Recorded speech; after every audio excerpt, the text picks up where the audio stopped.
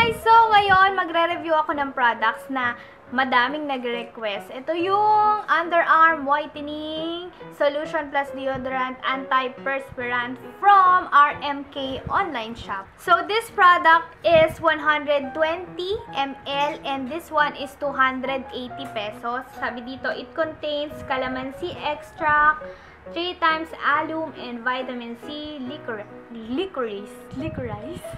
Ito na naman ako, hindi talaga nag-improve.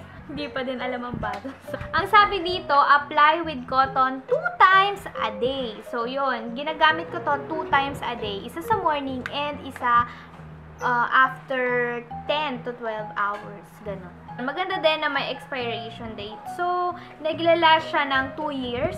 Yeah, 2 years. And, yeah, actually, hindi naman talaga eh. Kasi, kung gagamitin mo siya talaga araw-araw, mauubos mo agad. As in. Ang maganda dito, kasi nung first time ko siyang ginamit, nasa pawisan akong area. Sobrang init. Tapos, ayun, doon ko talaga na-test na hindi nagbasa yung aking kilikili. And, syempre, di ba minsan pag mainit, lumalabas na din yung bad odor.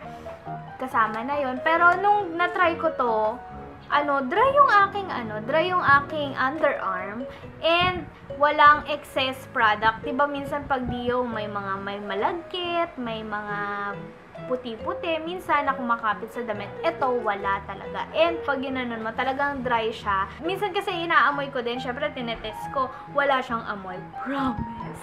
Alam mo yung feeling na wala kang deodorant. Yung parang hindi mo na kailangan ng deodorant sa buhay mo. Pero, ginamit mo to.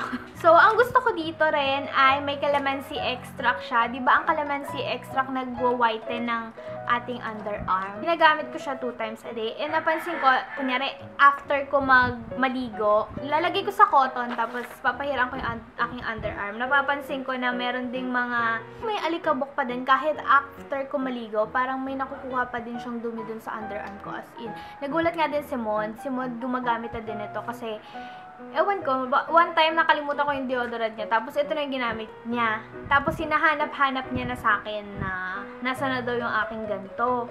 Yun na daw yung gagamitin niya. Kasi yun nga, hindi malagkit. Tapos hindi daw nababasa yung kanyang underarm. Yun yung gusto niya. Tapos ayun, lagi niya nang hinahanap to. Bali yung amoy niya pala, amoy alcohol, as in yung alcohol, isopropyl alcohol. Kasi napansin ko na it lasts hanggang 10 hours to 12 hours.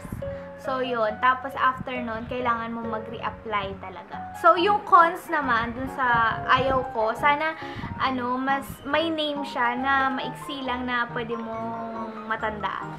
Although, gusto ko sabihin na Dio, pero minsan kasi nakikita ko na ang haba-haba ng bold letters na parang Underarm Whitening Solution Plus Deodorant Anti-Perspirant. So, yun. Sana mas maliit lang yung pangalan nung Dio. Sana, ma-invento nila na 1 times a day na lang itong Dio. Kasi, minsan kasi pag wala ka, kunyari, nasa labas ka ng bahay, alam niyo naman kami, lagi kami nasa labas. Tapos, minsan na-extend ako ng sabihin natin, more than 10 hours or 12 hours sa labas. So, yun, minsan, wala akong dalang ganito. Kailangan na. Kailangan ng mag-rescue to the rescue. So, kailangan ko pa palang magdala ng ganito. Tapos, mag-ganon pa ako. Mas okay sana kung isang lagayan na lang sa kilikili. Tapos, wala ka nang iintindihin. Alam mo yun.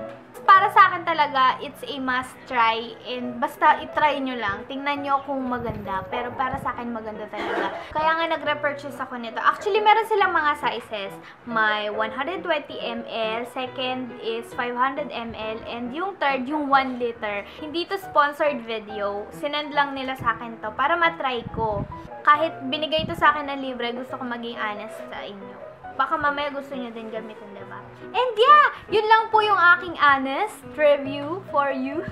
So yeah, thank you so much guys for watching. And kung gusto nyo mag-avail nito, I will link RMK's online shop down below. So yeah, thank you so much guys for watching. And I hope to see you on my next video. Bye! Hi guys! So, December na and ngayon na yung sinasabi kong giveaway. Nag-post ako sa Facebook na sabi ko, gagawa ko ng giveaway for you para sa Christmas and para na din sa New Year.